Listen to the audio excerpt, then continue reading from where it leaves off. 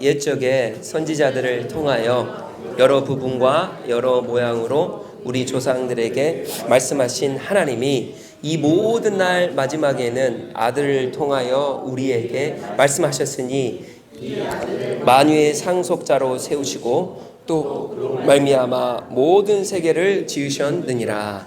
이는 하나님의 능력과 경체시요 그 본체의 형상이시라. 그의 능력의 말씀으로 만물을 붙드시며 죄를 정결하게 하는 일을 하시고 높은 곳에 계신 지극히 크신 이의 우편에 앉으셨느니라. 그가 천사보다 훨씬 뛰어남은 그들보다 더욱 아름다운 이름을 기업으로 얻으심이니 하나님께서 어느 때에 천사 중 누구에게 너는 내 아들이라 오늘 내가 너를 낳았다 하셨으며 또 다시 나는 그에게 아버지가 되고 그는 내게 아들이 되리라 하셨느냐. 또 그가 맏아들을 이끌어 세상에 다시 들어오게 하실 때에 하나님의 모든 천사들은 그에게 경배할지어다 말씀하시며. 우리 빌립보서 3장 8절이요.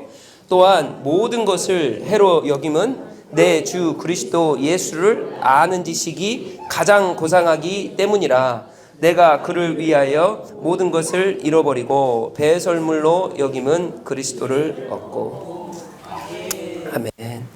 자, 히브리서 이제 세 번째 시간인데 우리가 말씀을 묵상할수록 우리의 계속적으로 복음부터 쭉 해가지고 지금까지 달려왔는데, 그죠? 요한복음, 또 이제 히브리서, 또 사도행전 강의까지도 하고 이렇게 있습니다. 그런데 저희가 복음 앞에 굴복하면 그 복음을 믿는 것뿐만 아니라 우리의 삶 태도가 왕이 바뀌어요. 주인이 바뀌어요. 그래서 우리가 종으로서 살아가는 겁니다.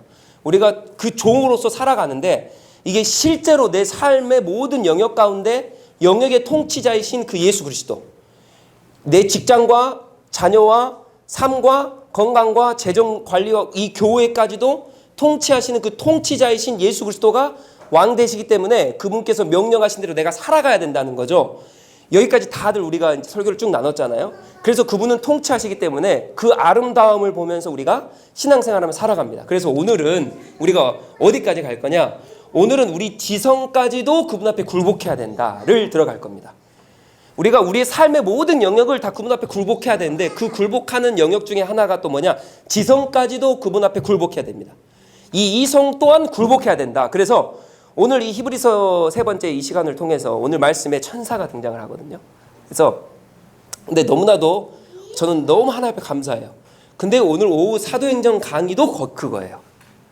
예, 제가 맞추려고 한 게 아니라 그게 맞춰져요, 그렇게. 그래서 하나님의 인도하심과 성령 하나님의 도와주심과 역사해 주심은 너무 감사해요. 그래서 제가 이 말씀을 준비하면서 와, 이것도 이건데 오후 예배도 이거네. 예, 그래서 오전 예배는 맛보기예요. 그래서 오후 예배는 더 깊이 이제 성령 하나님과 이성주의가 뭐가 차이가 있는지를 딱 이제 들어갈 겁니다. 그래서 오전 예배는 이제 맛보기다. 그래서 물론 히브리서를 통해서 우리 지성주의가 그분 앞에 굴복되어지는 또 역사가 있길 바라면서 오늘 정치 얘기를 조금 할 겁니다. 깊게는 안 하고 조금. 왜냐하면 이 정치와 모든 경제 제도가 기독교로부터 나옵니다. 역사를 이제 다 제가 언젠가는 역사를 다 이제 말씀을 가지고 이제 우리가 나누고 또 배울 거지만은 우리가 문화는 작년에 조금 나눴잖아요. 문화. 그렇죠. 문화는 우리가 문화를 다가가는 작년에 좀 나눴고 이제 정치를 오늘 조금 들어갈 거고 정치와 경제 문화까지 말씀을 통해서 쭉 들어갈 건데 오늘 조금 들어갈 거예요. 그래서 우리 특히 제가 좀 기도를 제가 잘 준비해 왔지만 제가 왜 이거를 말씀드리냐면 우리 남성분들은 정치에 대해서 굉장히 민감하거든요. 우리 여성분들은 뭐 그냥 네?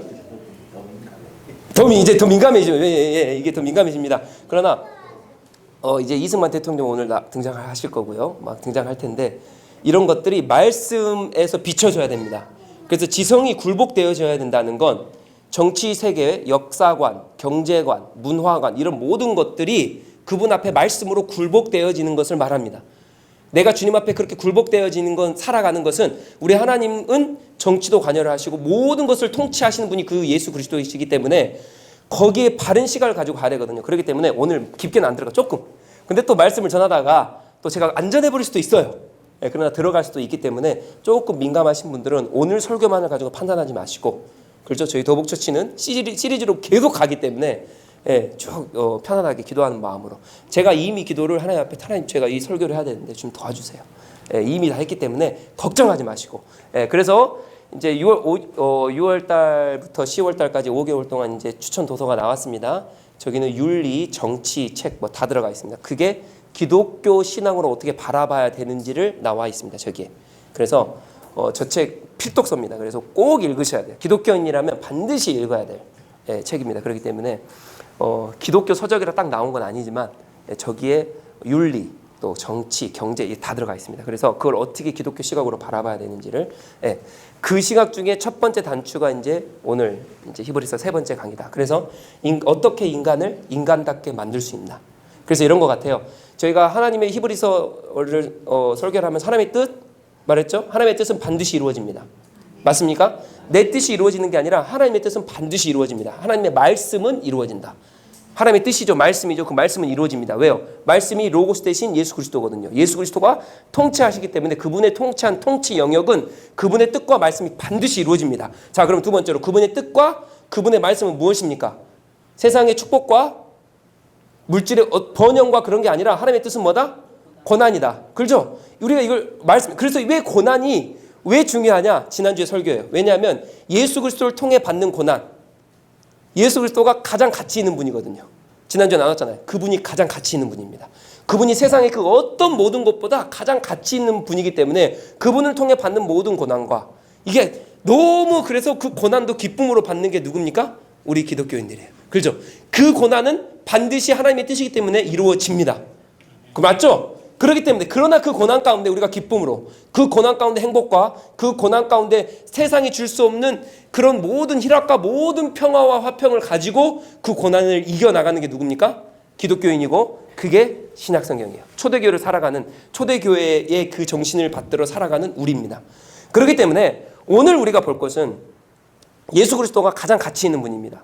근데 오늘 그것을 히브리서 1장 1절로 3절까지 보면서 예수 그리스도가 이런 분이다. 오늘 1장 1절로 3절까지를 읽었긴 했는데 그거 지난 시간에 했습니다. 그래서 예수 그리스도가 가장 가치 있는 분이다를 설명을 했는데 갑자기 4절부터 누가 등장하냐? 누가 등장합니까? 이 천사가 등장을 해요. 이 4절부터 갑자기 이 천사가 등장을 합니다. 4절에 뭐예요? 그가 천사보다 훨씬 뛰어남은, 그죠? 그보다 더욱 아름다운 이름을 기업으로 얻으심이라. 그가 누굽니까?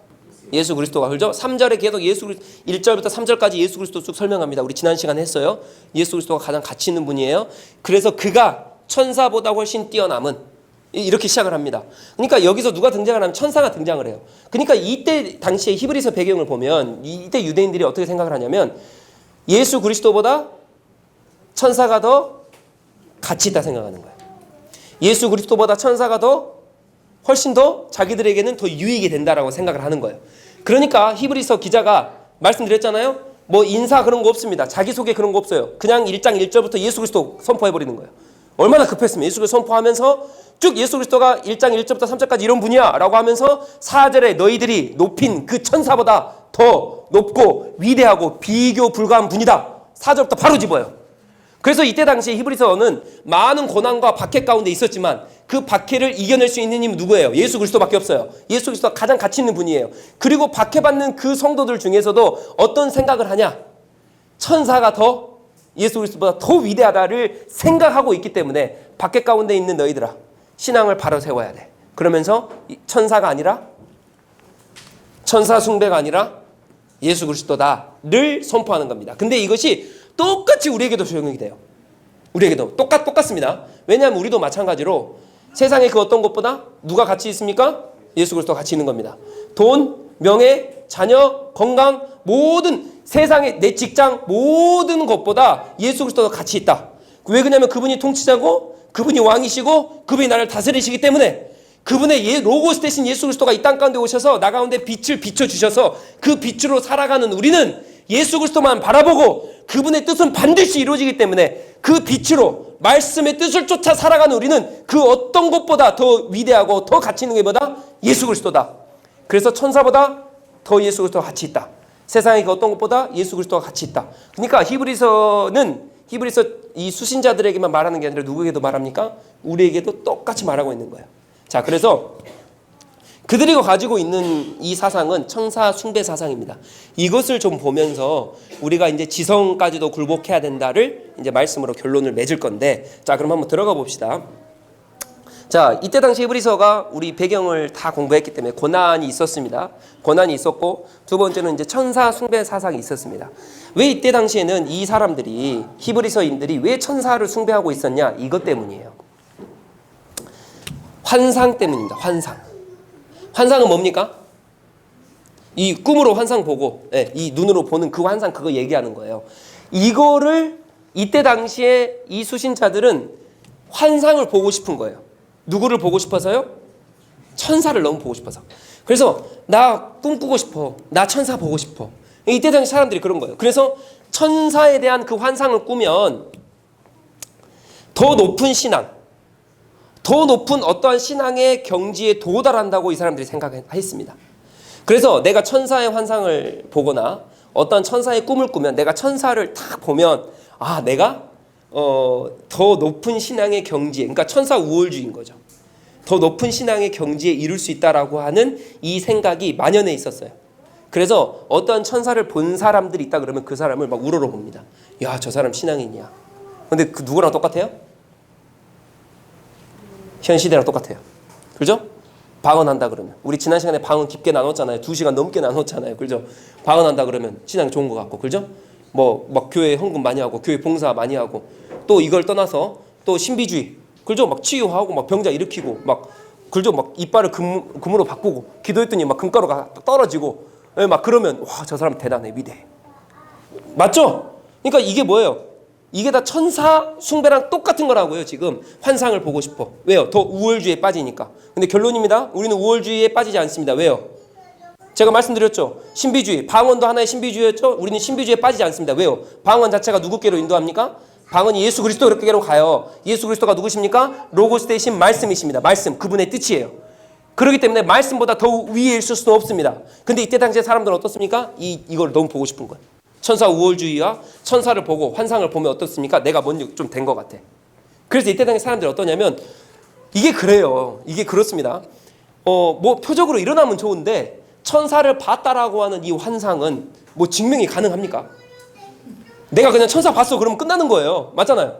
맞습니까? 그냥 내가 천사 봤어 그러면 끝나는 거예요. 그러니까 이때 당시 사람들이 얼마나 뭐가 없어서 그래요. 지식. 그래서 제가 말씀드립니다. 결론이에요. 벌써 설교 끝나버렸네.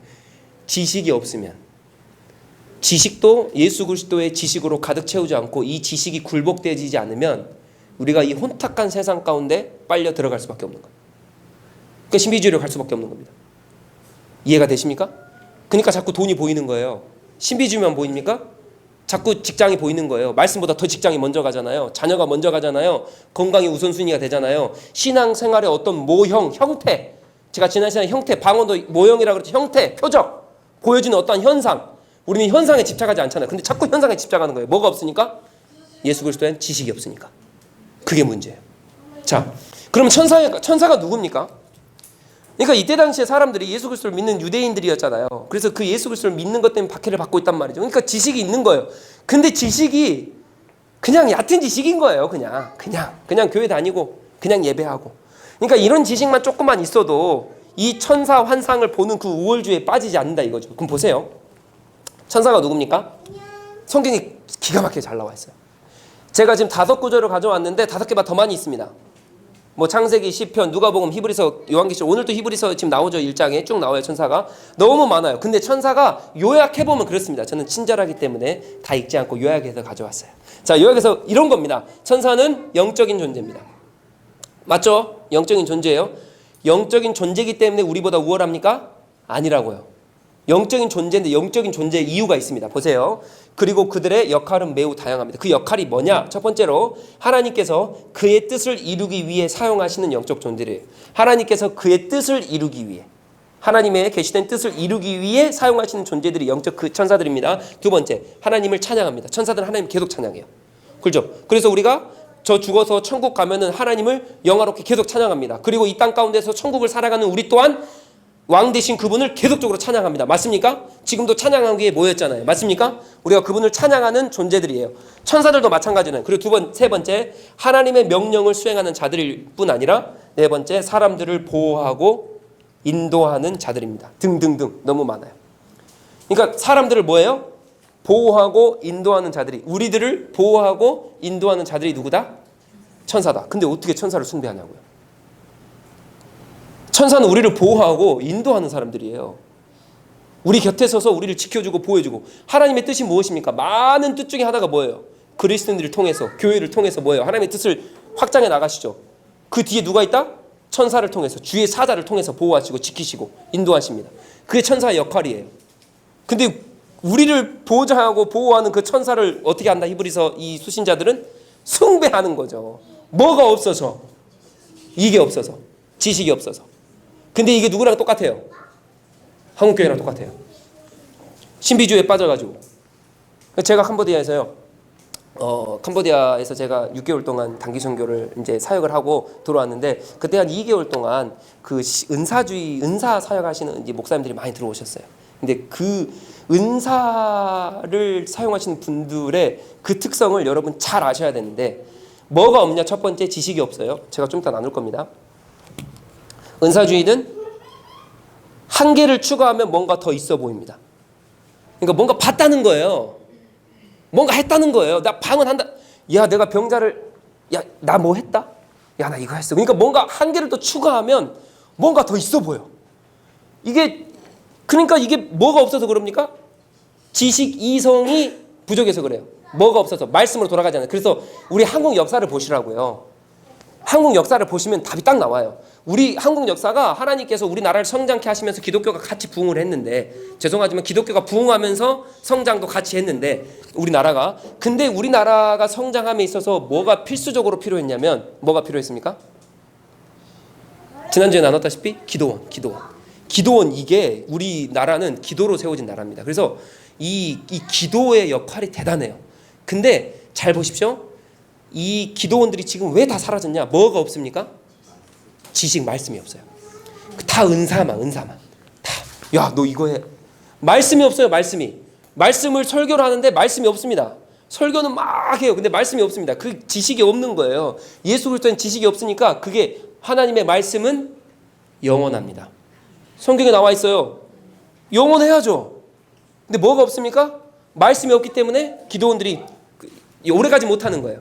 제가 지성주의를 쫓아가는 건 아니지만, 말씀, 이 지성주의가 없으면요 아무것도 아니에요. 그건 오래가지 못합니다. 그렇기 때문에 은사주의자들은 말씀으로 뭐를 더하지 않고요. 왜? 그건 표적이 아니거든요. 현상이 아닙니다. 보여짐이 없어요. 말씀은. 그렇기 때문에 힘이 없는 것 같아요. 그래서 뭔가 현상을 보여주기 위해서 한계를 또 추가해요. 나 봤다. 야, 나 이거 했다. 야, 내가 병자를 이게 했더니 뭐 낫다. 그리고 이런 거 아십니까? 옛날에 목사님들이 그 명함에 뭐를 써가냐면, 뭐 40일 작정 기도해가지고 뭐 금식 기도에 몇 회, 이런 거. 나 뭐 했다?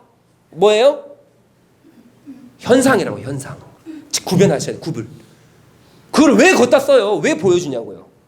이해가 되십니까? 그러니까 이게 제가 왜 중요하다 생각하냐면, 이 모든 신비주의와 현상주의들, 그죠? 내가 11조 얼마 했다? 야, 나 집 이거 사라. 야, 나 차 뭐야? 이거 했다. 신앙과 전혀 관계가 없다고요. 믿음과 전혀 관계가 없어요. 나 뭐 하나를 더 보여주는 건 뭐 전혀 관계가 없어요. 뭐가 없는 거예요? 성경에 대한 지식이 없는 거예요. 지식이. 자, 근데 이 하나를 보여줌으로 인해서 뭐가 추가가 되냐, 이거 보셔야 돼요. 이제 보세요. 자, 다 같이요. 시작. 현상주의는 인간을 복종시키려 하는 악한 심리 상태입니다. 인간을 복종시키려는 악한 심리 상태예요. 그래서 신비주의자들은, 지금 이단들도 있죠. 이만희, 또 누구예요? 최근에 그것이 알고 싶다 했나요? 아무튼 뭐 어디에서 허경영 나왔죠. 걔들 다 현상주의자들이에요. 야, 이거 불로유 먹으니까 너 안 죽어. 눈으로 보니 현상주의. 지식이 있습니까? 말씀이 없다니까요. 말씀이 없어요. 히브리서 이 기자들이 말씀이 없었다니까요. 똑같아요. 이 현상이 지금. 예. 그러니까 이 은사주의, 환상 하나, 그거 하나. 이거를 하면 어떻게 합니까? 사람을 사람으로 복종시킵니다. 그래서 허경 앞에 복종하는 거예요. 그래서 걷다 돈도 다 갖다 바치는 거예요. 집안도 다 갖다 바치는 거예요. 왜요? 복종시키니까요. 그러니까 잘 보세요. 행위 현상주의라고요. 신비주의가. 돈으로 보여주는 돈으로 행위, 뭐로 보여주는 뭐로 그 현상주의가 뭐예요? 율법주의화 시킵니다. 다시 한번 제가 말씀드리지만 저는 율법을 굉장히 사랑하고 중요하게 여깁니다. 왜? 율법이 말씀이거든요. 근데 율법주의는 아닙니다. 예수 그리스도를 사랑하면 그분이 내게 비춰지면 내가 율법을 지킬 수밖에 없어요. 맞죠? 율법을 지킬 수밖에 없습니다. 근데 율법주의적으로 가는 건 잘못된 거예요. 이게 뭐냐? 현상주의에 집착하면 율법주의예요. 그래서 뭐예요? 너 왜 헌금 안 드려? 너 왜 기도 안 해? 야, 나 천사 봤다니까 천사 봤는데 왜 내 말 안 들어? 야, 11조 많이 했더니 목사님들이 이렇게 설교를 해요. 야, 목사를 잘 섬겼더니 11조 잘했더니 축복한다고. 제가 이 전교회에서 사역했을 때도 그 목사님이 그렇게 설교합니다. 사모님도 그렇게 말해요. 야, 목사를 잘 섬겼더니 이 장로 봐봐라. 잘 된다. 그게 뭐예요? 현상주의라니까요. 그게 뭐예요? 율법주의예요. 율법주의적으로 11조 잘하고, 율법주의적으로 기도 몇 시간 채우고, 율법주의적으로 명함에 쓴 것처럼 40일 작정 기도하면, 20일 금식하면, 누가 성경에 금식할 때 펴내고 금식하라 그랬습니까? 성경에 뭐라 그럽니까? 모르게 하라 그래요. 기도할 때도 모르게 골방에 들어가서 하라.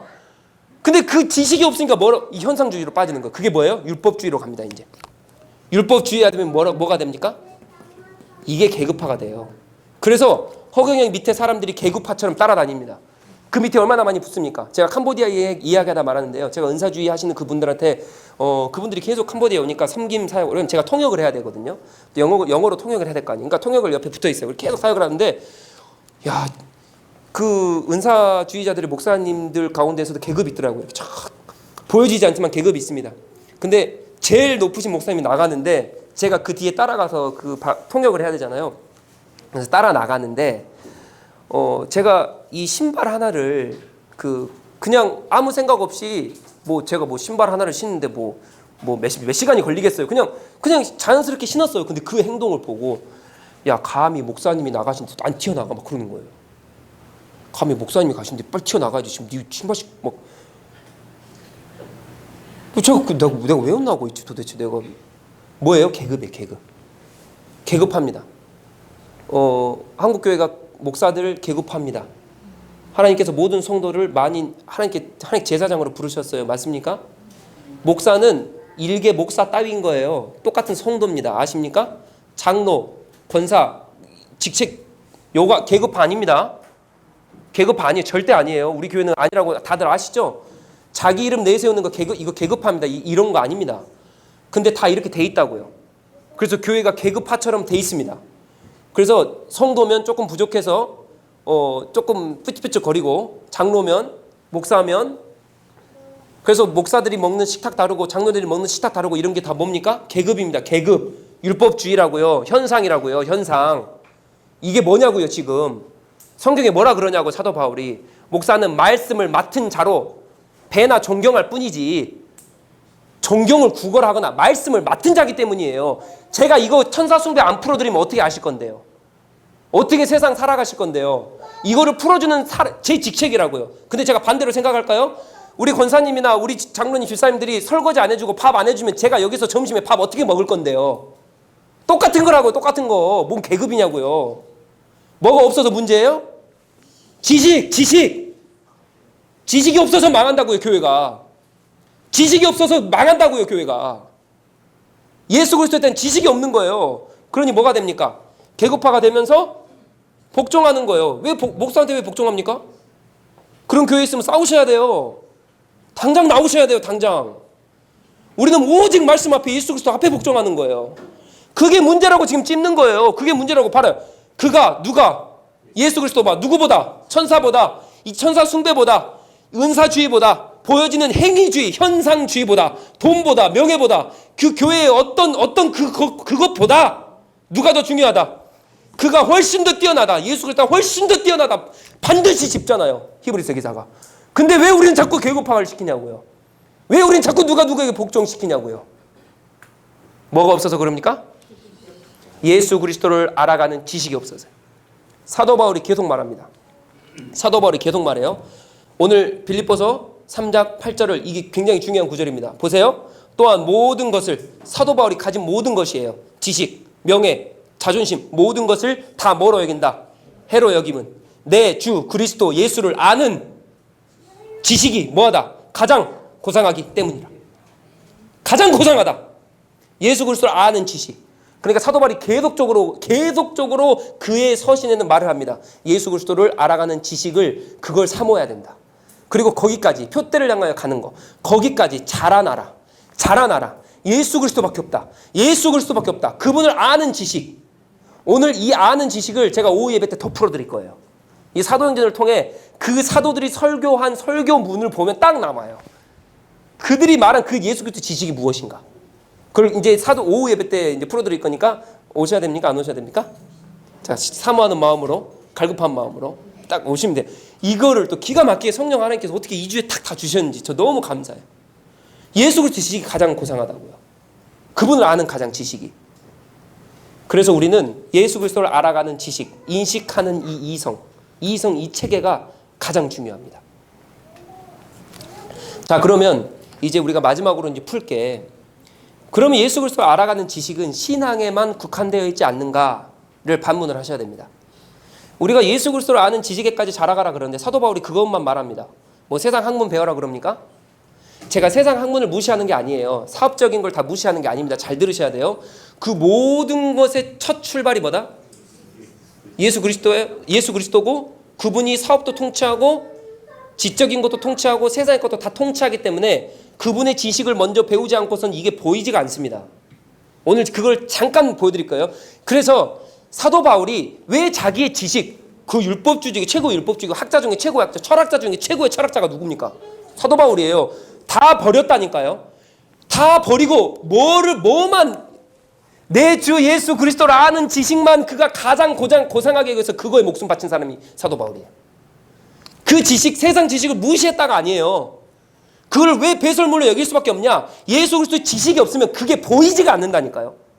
내 이성과 지성이 예수 그리스도 앞에 굴복되어지 있지 않으면 그것이 어떻게 보이냐? 세상 방법으로 은사주의적으로, 그렇죠? 은사주의적으로 복종하게끔 보여요. 그래서 아무리 많은 그 목사들이, 죄송합니다, 신앙인들이 말씀을 선포하는데 이게 말씀이 말씀대로 보여지지 않고 그리스도 아는 지식으로 자라가지 않기 때문에 뭐합니까? 말씀으로 사람들을 복종시키는 데까지 가는 거예요.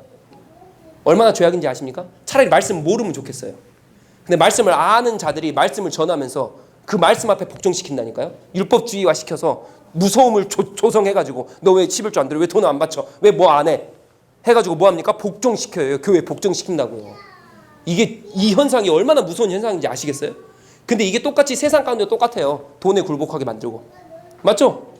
지식, 스펙에 굴복하게 만들고 우리 자녀들 직장에 굴복하게 만들고 맞잖아요. 인맥에 굴복하게 만들고 똑같아요. 현상주의 똑같은 겁니다.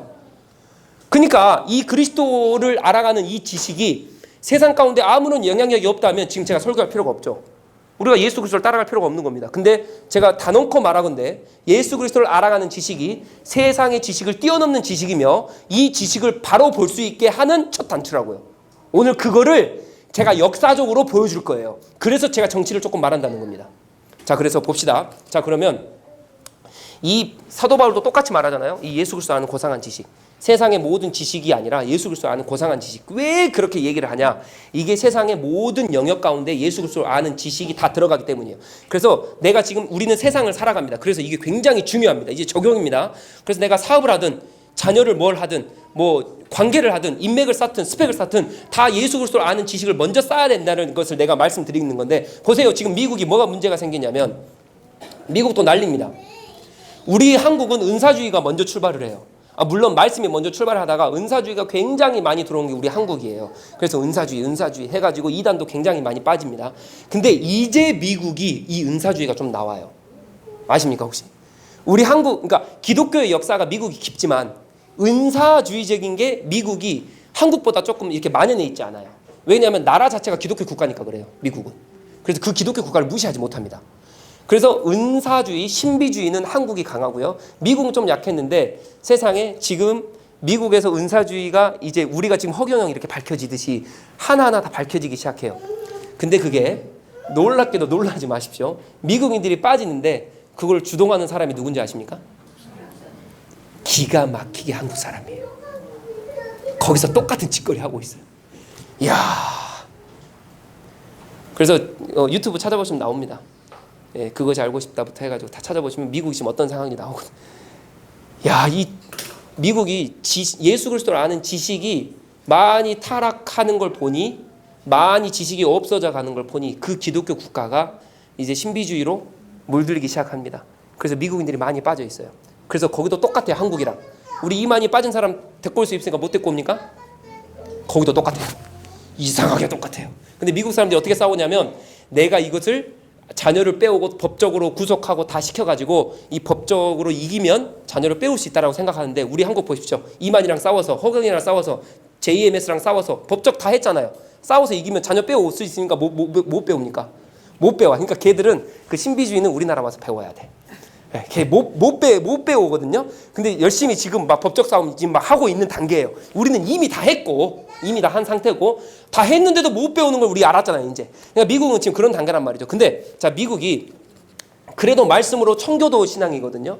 청교도가 와서 미국을 세웠습니다. 이 역사를 조금 이제 제가 깊게는 안 들어가지만 그냥 들으십시오. 이 청교도가 세운 나라예요. 그래서 뭐로 세웠냐면 말씀으로 세웁니다. 근데 우리 지금 이게 왜 중요하냐면, 지금 이제 신비주의가 미국에서 발칵돼서 지금 난리 나기 시작했고, 그것뿐만 아니라 지금 뉴욕의 법안이 바뀌기 시작해요. 뉴욕의 법안이 어떻게 바뀌냐? 나라가 너무 힘들고 경제가 너무 힘들잖아요. 또 이자율이 너무 높잖아요. 그 금리 시스템, 금리가 너무 높잖아요. 그러니까 이 사람들이 뭐를 하냐? 자꾸 훔쳐요. 그래서 훔치면 어떻게 합니까? 신고하면, 업주가 신고하면 가가지고 법정에서 벌 받고 뭐 벌금 내고, 그러니까 어려워서 훔쳤는데 또 벌금을 내는 거야. 아니면 이게 한 번, 두 번 하다 보면 어떻게 합니까? 특수절도로 들어가서 이제 법정 구속이 되고, 근데 법정 구속이 너무 많이 되니까 어떻게 됩니까? 이 세금으로 감당이 안 되는 거예요. 뉴욕이. 실제 일입니다. 지금 뉴스 다 보시면 이거 나와요. 실제 일이에요. 몇 개월 전에 이거 나왔습니다. 그래서 이게 세금으로 이게 감당이 안 되니까 이 뉴욕에서 법을 바꿨어요. 뭐라 바꾸냐? 차라리 도둑을 없애자. 그래가지고 999불까지는 훔쳐도 허용을 합니다. 아셨습니까? 이해가 되세요? 999불까지는 어디 가서 훔쳐도 허용을 해요. 한마디로 말해서 우리 이상훈 지사님 지금 사업하시잖아요. 거기 가서 999불어치 그 훔쳐도 괜찮다고요. 거기 지금 우리 이상훈 지사님 컵도 팔고 스티커도 팔고 또 뭐 음료수도 팔고 파시잖아요. 가가지고 음료수 빼먹어도 이상훈 지사님 말하면 이상훈 지사님 구속돼요. 왜? 법으로 그게 허용이 됐기 때문에. 근데 차라리 그렇게 하는 것보다 세금으로 그 사람들 다 구속해서 감옥에서 지내게 하는, 그게 감당이 안 되니까 그걸 허용을 하는 거예요. 이해가 되십니까? 이해가 되십니까 지금? 이해가 되면 지금 안 되는데, 이거 지금 이해되면 안 됩니다. 그러니까 제 말은 이해가 되시죠? 제 말은 이해가 되시지만 이 상황이 이해가 되면 안 된다고요. 근데 이게 웃을 일이 아닌 게 뭐가 문제입니까? 뭐가 문제예요? 말씀이 지성이 없어지니까, 말씀이 없어지니까 이 말씀으로, 그러니까 이거를 지금 제가 이거를 잘 설명드려야 되는데, 다시 미국이 역사적으로 기독교가 쇠퇴하니까 불법이 만연합니다. 근데 제가 오늘 또 책도 윤리 실종이라는 책을 가져와서 그걸 꼭 보셔야 돼요. 윤리가 어디서부터 출발하냐? 기독교부터 출발합니다. 그 기독교가 어디서부터 그 기독교의 지식이 뭐라고요? 예수 그리스도의 지식이에요. 예수 그리스도의 지식이 바로 잡히면, 그 말은 제가 지금 2달 동안 설교했습니다. 복음이 내 가운데 비춰지면 뭐가 회복돼요? 말씀이신 예수 그리스도가, 로고스가 이 땅 가운데 말씀으로 오셨잖아요. 그 말씀을 받아들여서 내가 예수 그리스도로 구원받은 백성이 되면, 그 말씀이 내 가운데 빛으로 비춰지기 때문에 어떻게 됩니까? 빛을 반사하기 시작하죠. 근데 그게 어떻게 돼요? 의로운 행위로 반사됩니다. 이 의로운 행위는 뭐로 옵니까? 예수 그리스도를 믿기 시작하면 타락했을 때에 내 이성과 모든 영역이 다 타락한다고요. 근데 예수 그리스도를 딱 믿음으로 인해서 뭐합니까? 나의 양심과 나의 이성과 나의 생각이 어떻게 돼요? 깨어나는 거예요. 예전에는 욕을 해도, 도둑질을 해도 안 찔렸어요. 왜? 예수 그리스도 안 믿을 때는 이성과 양심이 타락해 있거든요. 그러니까 그냥 죄 지어도 괜찮아요. 근데 예수 그리스도를 믿고 나니까 내 양심과 도덕법이, 이 말씀의 도덕법이 나를 딱 비춰지고 있네. 그러니까 말씀에서 나오지 않는 그 법들 또한 뭐예요? 내가 도둑질하거나 내가 욕하거나 그러면 어떻게 합니까? 이게 찔리기 시작하는 거예요. 그래서 그 말씀의 법대로 어떻게 합니까? 세상을 이롭게 하고 의롭게 할 수 있는 바른 행실을 하며 살아가는 게 누굽니까? 그리스도인이에요. 그리스도인. 근데 그게 깨지니까 어떻게 해요? 이 기독교의 지식이 깨지니까 양심의 법이 무너지기 시작하는 거예요. 그래서 동성애가 문제라는 거예요. 왜요? 동성애를 성경적으로 보면 아니라는 거 알거든요. 근데 기독교에 대한 지식이 없잖아요. 그리스도에 대한 지식이 없잖아요. 지금 우리 한국교도 마찬가지예요. 목사들이 지식이 없으니까 동성애를 옹호한다고요. 왜 옹호합니까? 그리스도에 대한 지식이 없어서 옹호하는 거예요. 그러니까 율법적으로 윤리가 바르게 실행되지 못하는 겁니다. 이해가 되십니까? 그러니까 그거는 미국의 역사적인 상황이에요. 미국의 역사적인 상황. 지금 이 기독교 지식이 바로 서지 못하니까 뭐를 한다? 법안을 바꾸기 시작을 해요. 법안을 바꿔가지고 뭐예요? 불법 행위라는 거예요. 불법 행하는 걸 내가 허용해 줄게. 이게 어떻게 가능합니까? 이 지식상, 이 우리의 윤리, 도덕적, 양심적으로 어떻게 가능해요? 근데 그게 가능하다니까요. 왜 가능해요? 타락한 본성으로는 가능한 거예요. 뭐가 없기 때문에? 그리스도의 지식이 없기 때문에, 말씀이 없기 때문에, 타락한 본성 그대로 있기 때문에. 이게 불법을 행하는 걸 허용을 해주는 법을 만든 자체가 이게 어떻게 가능하냐고요. 이게 말씀이 없기 때문이에요. 타락한 본성으로 그대로 남아있기 때문에. 이해가 되십니까? 그게 미국의 역사적 상황이라고요. 미국의 역사적 상황. 자, 제가 좀 더 가볼게요. 자, 우리나라는 민주주의 맞습니까? 민주주의? 그리고 정치 제도는 어떤 걸 택합니까?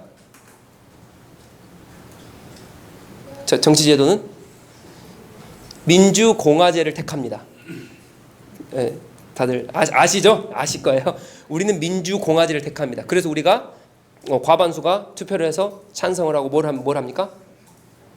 선거도 하고 또 대통령도 세우고. 그래서 우리의 시민 투철한 의식은 어디서 나옵니까? 민주공화제로부터 시작을 해요. 그래서 우리가 자유를 가지고 투표도 하고, 우리가 자유를 가지고 의정단도 세우고, 자유를 가지고 그렇게 합니다. 자, 근데 보세요. 자, 보십시오. 그리스도로 새롭게 태어난 사람은 타락된 본성이 아니라 회복된 본성과 이성과 양심을 가지고 있기 때문에, 그리스도 지식을 빼놓고도, 그죠? 그리스도를 딱 받아들이면 빛이 비춰져서 내 양심과 윤리와 이성주의가 회복되어 있는, 타락된 상태가 아니기 때문에, 회복되어 있는 상태로 돌아오기 때문에 허경영을 찍을 수 있습니까? 없습니까? 동성애를 지지하는 사람을 찍을 수 있습니까? 없습니까? 뉴욕의 법안을 제정하는 그 사람을 탄핵해야 됩니까? 안 해야 됩니까? 해야 맞죠? 왜요? 우리는 새롭게 다시 한번 윤리체계와 지식체계가 뭐예요? 예수 그리스도의 빛으로 다시 한번 새롭게 비춰지고 바뀌어졌기 때문에 이 양심을 가지고 우리는 그걸 할 수가 없는 거예요. 이해가 되십니까? 그러니까 그리스도를 아는 지식이 이렇게 중요하다고요. 이해가 되어지십니까? 좀 더 가볼까요? 자, 보세요. 자, 우리가 민주주의 공화제예요. 민주주의 공화제인데 그럼 우리 다수결로 투표하죠. 다수결로 투표합니다. 자, 그러면 우리가 이렇게 할 수 있습니다. 우리나라는 헌법 제1조 1항에 보면은 대한민국은 뭐라 나옵니까? 민주주의 공화국이다. 민주주의 공화국이다. 이게 나와요. 근데 갑자기요, 이 사람들이 열이 받았어요. 북한 사람처럼 똑같이 행합니다. 민주주의 공화국, 이게 무슨 이거 필요 없어. 그러면서 야, 우리 다수결로 해가지고 우리 투표해가지고 이 민주주의를 바꿉시다 해가지고 헌법 제1조 1항을 바꿔버려요. 다수결로. 가능합니까? 아니, 우리 민주주의라면서요. 그럼 다수결로 해가지고 바꿔버리면 되잖아요. 가능합니까? 가능합니까? 안 합니까? 가능하지 않아요, 이거는. 왜냐하면 아무리 우리가 민주공화제를 택한다 할지라도, 그죠? 다수가 일어나서 그래서 투표를 해가지고 우리 바꿉시다 해서 바꿨어요. 헌법을 바꿔버려요. 바꿀 수가 없다고요. 왜요? 이거를 바꿀 수 없는 장치가 뭐냐? 헌법입니다. 이해가 되십니까? 이해가 되세요? 그러니까 우리는 자유민주주의 체계 안에 있지만 이 자유민주주의도 법치, 이 헌법 체계 안에서 이 자유민주주의를 하게 돼 있어요. 자, 이제 좀 복잡하시죠? 이 정치를 다 알아야 제대로 된 크리스찬인 거예요. 그러니까 제가 이거를 오늘 이 정도만 하고 이제 다음에 다 깊게 설명할 건데, 그래서 자유민주주의 이 체제 또한 다수결로 다 할 수 없는 게 뭐가 있기 때문이에요? 헌법이 있기 때문에. 근데 보세요. 헌법이 무너지면 그래 다 무너집니다. 그럼 우리가 다수로 해가지고 다 없애버리면 돼요. 그냥. 맞잖아요. 헌법이 없으면요, 독재자가 나와가지고 북한처럼 다 그렇게 시켜버리면 됩니다. 독재자들이 그래서 다 죽여버리는 거예요. 너 내 말 안 들어 다 죽여버려. 근데 헌법은 뭐를 보장합니까? 생명권을 보장해요. 국민의 생명권을. 그렇기 때문에 아무리 대통령이라도 그걸 못하는 거예요. 이해가 되십니까? 그러니까 그 정치 제도가 바르게 사람의 이성이 바르게 이행되지 못할 때에 법치, 이 헌법을 딱 세워놓고 여기서 흔들리지 말아라. 나가면 안 된다. 이것을 누가 세웁니까? 이것을 누가 세워요? 크리스천이 세워요. 헌법을. 역사가 그걸 말해요. 크리스천이 세웁니다. 놀랍죠? 미국도 이 헌법을 크리스천이 세워요. 토마스 제퍼슨 크리스천입니다. 청교도 신앙 다 크리스천이에요. 우리나라도 이승만 대통령부터 해서 다 크리스찬입니다. 이승만 대통령 다 막 비판하시고 부정적으로 생각하시는데 그 사람이 미국 가가지고 왜 미국이 전쟁하지 않고 나라와 법을 어떻게 세웠나를 가서 본 사람이 이승만이에요. 가서 봤더니 하나님을 믿는 그 기독교인들이 세운 나라구나. 그 기독교인들이 이 헌법을 세웠구나. 그렇기 때문에 이성적으로 예수 그리스도를 믿지 않는 사람들도 이상한 이성이 발동해서 동성애를 하고 막 이상한 죄를 범한다 할지라도 크리스찬의 이성으로 세운 헌법을 가지고 그 사람들을 바르게 재판할 수 있는 그 기준이 세워진 거예요. 누가 세웠어요? 이 헌법을? 기독교인 크리스찬들. 이걸 안 이승만 대통령이 이 한국에 와가지고 그걸 세웁니다. 그래서 많은 부정도 있죠, 당연히. 근데 그 사람의 마인드는 뭡니까? 하나님의 그리스도의 신앙으로 이 나라가 서지 않으면 안 된다. 그래서 역사적으로 이 책에 다 나와요. 책 다 읽어보시면 나옵니다. 우리가 일제 침략 시대 때 이 일본이 뭐를 합니까? 학교도 세우고 교육도 시켜주고 다 시켜주는데 한국 사람들은 교육 받습니까? 못 받습니까? 못 받아요. 그러면서 뭐를 만들어주냐면 용산에 있는 창녀촌, 술집, 다 그걸 만들어줍니다. 술 먹고 창녀촌 가가지고 헛짓거리하고 그러면 어떻게 됩니까? 청년들이 이 지성과 이성이 어떻게 돼요? 타락하기 시작을 해요. 우리나라의 술 문화가 그렇습니다. 그래서 술 먹으면 이성과 지성이 타락하게 돼 있어요. 우리나라 문화는 그렇기 때문에. 그걸 누가 사용합니까? 일본이 사용한 거예요. 일본이 뭐를 알아요? 지성과 이성이 타락하면 나라를 건국할 수 없다. 아십니까? 그게 일본이 사용한 거라고요. 일본이. 그래서 지성과 이성을 타락시켰어요. 근데 우리가 나라가 1948년에 건립이 됩니다. 이승만 대통령이 건립을 시켜요. 근데 그 전에 일본에서 우리나라가 이 헌법을 제정하면서, 그래서 7월 17일이 헌법 제헌절이에요. 제가 역사를 지금 다 말하면 너무 기니까. 이거를 제정할 때에 이 일본에서 우리가 탄압 가운데서 우리가 독립을 하잖아요. 독립하면서 이 헌법을 제정하고 나라를 건립하고 하는 이 과정 가운데 우리나라의 사람들이 역사책 보면 다 나옵니다. 제가 책 보면 뭐라 말하냐? 우리가 독립했잖아요. 그러니까 우리나라 가운데 경찰서를 많이 세워서 법적으로 치안적으로 아름답게 건전하게 딱 만듭시다를 얘기하지 않고 경찰서 100개 세운 것보다 교회 1개 세운 게 훨씬 이득이다를 우리나라 대한민국 사람들이 외쳐요. 왜요? 경찰서를 이 경찰들이 법을 잡아서 이거 하는 것보다 교회에 다니는 사람들이 이성이 회복되고 양심이 회복된 그 사람들은 법이 없어도 바르게 행동하거든. 그 사람이 1948년 7월 17일 날 헌법을 제정해서 헌법이 제정된 거라고요. 그리고 그 다음 달 1948년 8월 15일 날 뭘 합니까? 이승만 대통령이 대한민국을 건립을 해요. 그 회복된 지성으로 법치국가로서 우리 민족이 교회 세워야 된다. 왜? 바른 양심과 바른 이성을 가진 사람들이 바르게 행동하기 때문에. 그 바른 양심과 바른 이성을 가지고 우리나라의 법치 제도를 만들어서 나라를 건립시킨 사람이 누구예요? 이승만 대통령이에요. 우리가 이성이 없이는 그리스도의 지식으로 끝난다고요? 그렇지 않습니다. 이게 우리나라 곳곳에, 직장에 곳곳에 다 들어가요. 이 지성 하나로 이성이 회복되면 말씀이 얼마나 중요한지 아시겠어요? 그렇기 때문에 내 지성과 이성과 이 모든 체계와 모든 것이 예수 그리스도 앞에 정확하게 굴복되지 않으면 내가 직장 가운데 하는 행동 모든 것이 하나님의 행동이 예수 그리스도의 행동이 아니에요. 내 가정 가운데 행하는 행동이 예수 그리스도의 행동이 아니라고요. 내 지성이 그분 앞에 완벽하게 굴복되지 않으면 그분으로 제가 2달 전부터 복음 설교했잖아. 이 복음으로 완벽하게 빛으로 오신 예수 그리스도로 완벽하게 이 지성이, 이 지식이 완벽하게 딱 쌓이지 않으면 내가 세상 가운데 하는 모든 것들, 아무리 돈을 벌어보십시오. 바른 이성과 지성과 바른 양심으로 벌지 않는 그것이 무슨 소용이 있습니까? 이거 은사주의 똑같다니까 행위주의랑 똑같이 되는 거예요. 얼마나 무서운지 아시겠어요? 그 돈 가지고 뭐합니까? 그래서 하나님을 대적하는 거예요. 그래서 하나님을 대적합니다. 따라서 여기까지. To be continue. 오후 예배 때 이 성령님이 이 이성과 지성을 또 붙잡아 주시거든요. 이거를 또 더 깊이 볼 거예요. 그래서 오늘은 이 역사를 잠깐 보면서 말씀으로만 끝나지 않고 말씀은 말씀으로만 절대 끝나지 않습니다. 이 세상의 영역 곳곳에 다 들어가서 이 빛을 발하게 돼 있어요. 그래야 우리 지성이 거기 앞에 굴복될 때 타락한 지성과 이성으로는 절대 할 수 없습니다. 이게 회복되어지면 그 어떤 법이 없어도 바르게 행동할 사람 누구예요? 기독교인이에요. 근데 그게 전제 조건이 달렸다니까요. 그리스도를 아는 지식이 바로 잡혀야 돼요. 그래서 제가 말씀드렸죠. 강하게 설교하지 않으면 그거는 설교가 아니다. 그건 설교가 절대 아니에요. 강요 설교 하시면 그건 설교가 아닙니다. 말씀을 안 가르치는데 지성이 회복되지 않는데 무슨 삶을 삽니까? 따라서 우리 더복처치는 이 말씀에 서 있다. 그래서 말씀을 계속 강조할 수밖에 없다. 예, 꼭 아시고 to be continued. 오후 예배 때 뵙겠습니다. 이 시간 기도하겠습니다. 한번 기도하실까요? 우리가 기도하실 때 하나님 내 지성을 주님 앞에 내어드립니다. 하나님 내 지성을 내어드립니다. 나의 이성도 양심도 다 예수 그리스도의 지식으로 내어드립니다. 그 지식으로 가득 차길 원합니다. 우리 한번 그렇게 결단하면서 나아갑시다. 기도합니다. 하나님 감사합니다. 하나님 오늘 주님께서 은혜 주셔서